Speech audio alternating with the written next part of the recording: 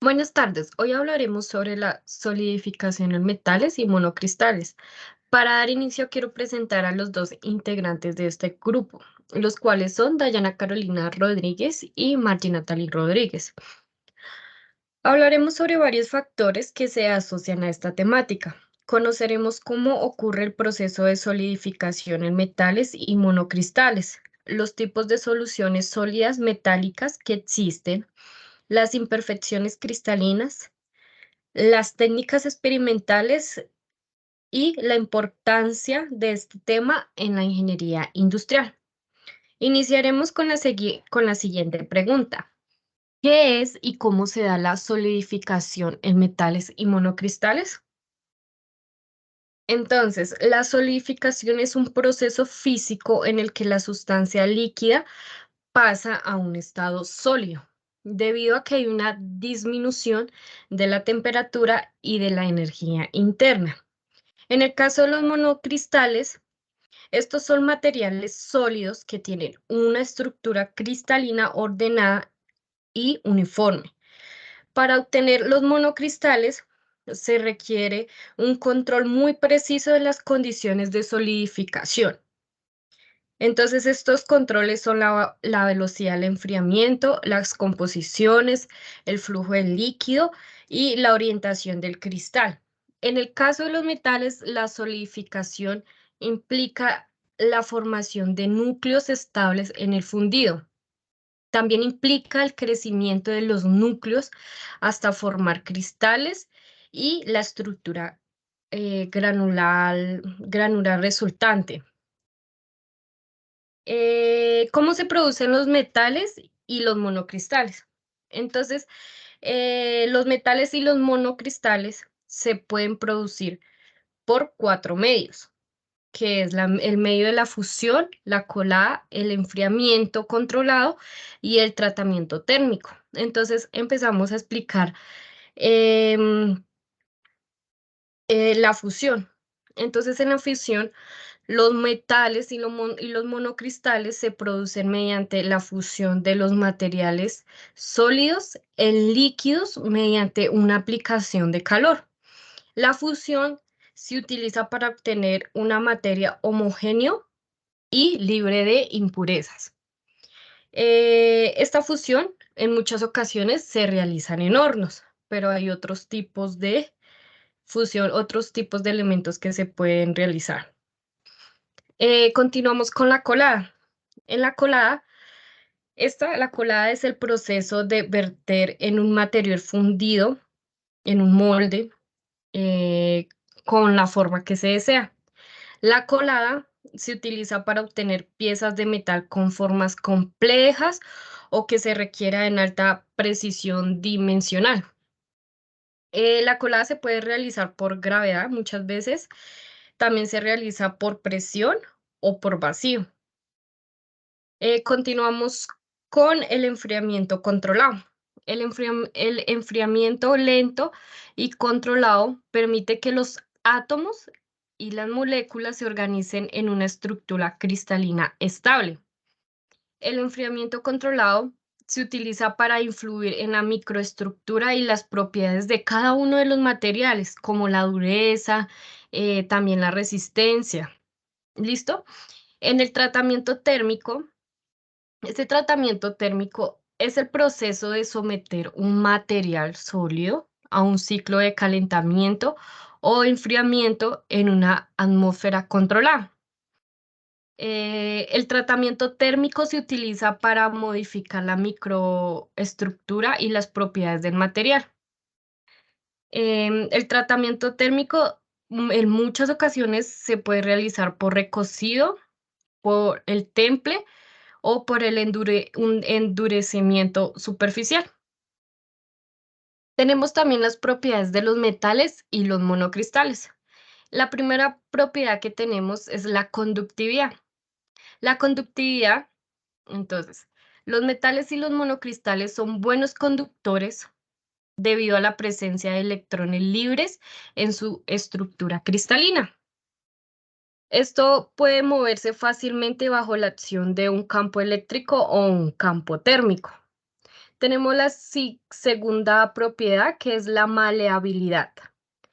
Entonces, la maleabilidad en los metales y los monocristales son maleables debido a la disposición regular de sus átomos en capas deslizantes, que puede desplazarse de una sobre otra sin alterar la cohesión del material. La tercera propiedad que tenemos es la ductilidad. En los metales y los monocristales son dúctiles debido a la existencia de efectos cristalográficos con dislocaciones que facilitan el movimiento de los átomos y que también nos permite al material estirarse sin fracturarse. Y por cuarta propiedad tenemos el brillo metálico. En los metales y los monocristales tienen brillo metálico debido a la interacción de los electrones libres con la luz. Estos provocan la reflexión de la mayor parte de las longitudes de onda y da al material un aspecto muy brillante y lo caracteriza. ¿Listo? A continuación, tenemos las aplicaciones de los metales y los monocristales. Em, en muchas industrias vemos la aplicación de los metales y los monocristales. Entonces, yo les voy a hablar sobre 4 aplicaciones que es la industria aeroespacial. Entonces, los metales y los monocristales se utilizan mucho en la fabricación de motores de aviones, en las estructuras de aeronaves y componentes espaciales. En cuanto a la industria electrónica, los metales y los monocristales son esenciales en la industria electrónica para la fabricación de chips, transistores y componentes microscópicos. También está en la industria de la medicina. En la medicina, estos se utilizan básicamente para el desarrollar implantes médicos, dispositivos quirúrgicos y equipos de diagnóstico. Y también tenemos el de la industria de energía. Los metales y los monocristales desempeñan un papel muy fundamental en esta industria, ya que generan almacenamiento de energía a través de paneles solares y baterías a través de transformadores. Continuamos con la segunda pregunta que corresponde. ¿Qué son y qué tipos de soluciones sólidas metálicas existen? Entonces, las soluciones sólidas metálicas son mezclas homogéneas de dos o más elementos en un estado sólido, en las que al menos uno de ellos es un metal y la mezcla de esta mezcla conserva propiedades metálicas. Estas soluciones se forman por fusiones de los elementos y posteriormente un enfriamiento controlado. Tenemos 3 tipos de soluciones. La primera es la solución sólida de sustitución. Esta solución se forma cuando los átomos de los elementos se reemplazan mutuamente en la estructura cristalina. Por ejemplo, el cobre, el níquel forman una solución sólida de sustitución ilimitada, que se utiliza para fabricar monedas, cables, tuberías, entre otros. Tenemos también las soluciones sólidas intersticiales. Estas se generan cuando los átomos de un elemento se insertan en los intersitios de otro metal. Por ejemplo, el carbón y el hierro forman una solución sólida intersticial que se utiliza para fabricar aceros de diferentes grados, como propiedades de la dureza, la resistencia y la elasticidad. Como tercero, tenemos las soluciones sólidas de precipitación. Esta ocurre cuando precipitamos o cuando cuando hay precipitados metálicos, se forman dentro de una fase sólida. Por ejemplo, el cobre y el zinc forman una solución sólida de precipitación que se utiliza para fabricar o crear latón, en una aleación como propiedades como la maleabilidad, la ductilidad, la conductividad, el brillo y entre otras. Bueno, continuamos con la pregunta, ¿qué son las imperfecciones cristalinas y qué tipos existen?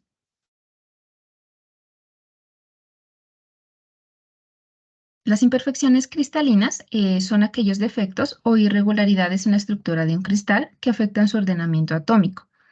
Estos defectos pueden surgir debido a diversos factores, como la presencia de átomos o iones extraños en la red cristalina, la falta de átomos en ciertas posiciones o la deformación de la estructura cristalina.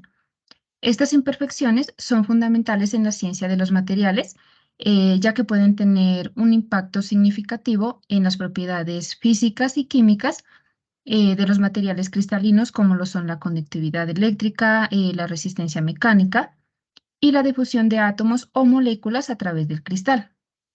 El comprender y controlar las imperfecciones cristalinas es esencial para diseñar materiales con propiedades específicas para una amplia gama de aplicaciones tecnológicas y también científicas.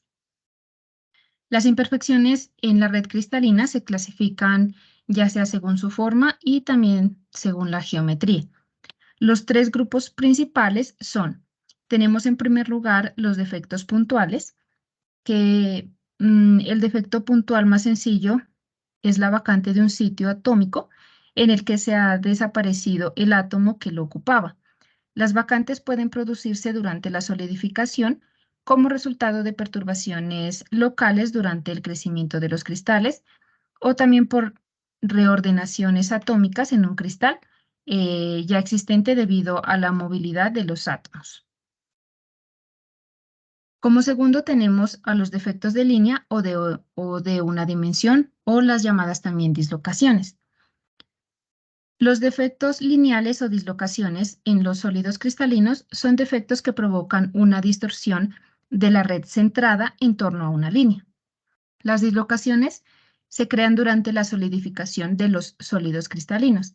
También se pueden formar en la deformación plástica o permanente de los sólidos cristalinos por condensación de vacantes y por desajuste atómico de las dislocaciones sólidas. Y como tercer punto tenemos los defectos planares o los límites de grano.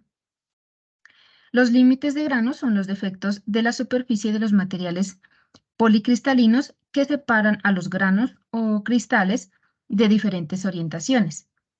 En los metales, los límites de los granos se originan durante la solidificación, cuando los cristales formados desde diferentes núcleos crecen simultáneamente juntándose unos con otros. Estos defectos pueden afectar las propiedades ya sea mecánicas, eléctricas, ópticas y térmicas de los materiales y pueden ser controlados y manipulados para mejorar las propiedades de los materiales. Em, Respondiendo a la pregunta, ¿qué técnicas experimentales existen para su detección? Em, Se menciona que la detección de imperfecciones cristalinas en materiales sólidos es una parte crucial de la caracterización de los materiales en la ciencia de los materiales y de la metalurgia también. Existen varias técnicas experimentales que permiten detectar y analizar imperfecciones cristalinas. Algunas de las técnicas más comunes incluyen la difracción de rayos X. Esta es una técnica ampliamente utilizada para determinar la estructura cristalina de un material. Las imperfecciones cristalinas como defectos puntuales o dislocaciones pueden provocar cambios en los patrones de difracción, lo que permite su detección y caracterización. También tenemos la microscopia electrónica, que puede revelar defectos en la red cristalina como las dislocaciones, defectos de apilamiento y defectos de una interfaz. Tenemos también la microscopia de fuerza atómica, que es una técnica que utiliza más bien una sonda extremadamente afilada para explorar la superficie de un material a nivel atómico. Puede utilizarse para detectar y caracterizar defectos superficiales, así como para medir las propiedades mecánicas a una nanoescala. También mencionamos el análisis de imagen de alta resolución, que utilizando técnicas de microscopio avanzadas junto con software de análisis de imagen, es posible estudiar en detalle la morfología y las imperfecciones de la superficie y el interior de los materiales cristalinos. Estas técnicas experimentales proporcionan una comprensión detallada de las imperfecciones cristalinas, lo que es esencial para el desarrollo de materiales con propiedades específicas y para la mejora de la calidad de los materiales utilizados en diferentes aplicaciones tecnológicas.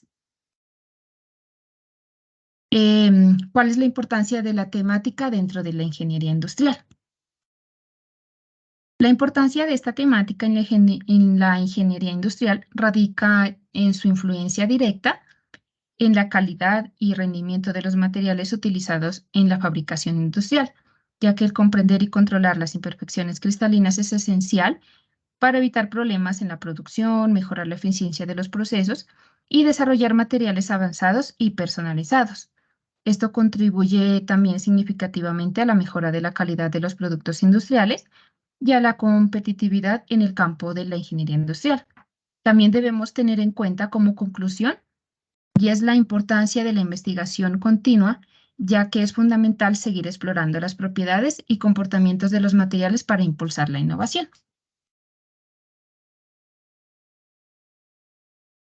Tenemos también unos ejemplos de la aplicación en la industria, como lo es en la industria automotriz, que nos puede ayudar a optimizar las aleaciones para partes críticas, mejora de la eficiencia en los procesos de fundición, en la industria de la electrónica, fabricación de los semiconductores con estructuras cristalinas precisas y el desarrollo de materiales conductores y aislantes. Y en la industria de la producción de la joyería, en la creación de metales preciosos con estructuras cristalinas atractivas y el diseño de aleaciones resistentes al desgaste y la corrosión.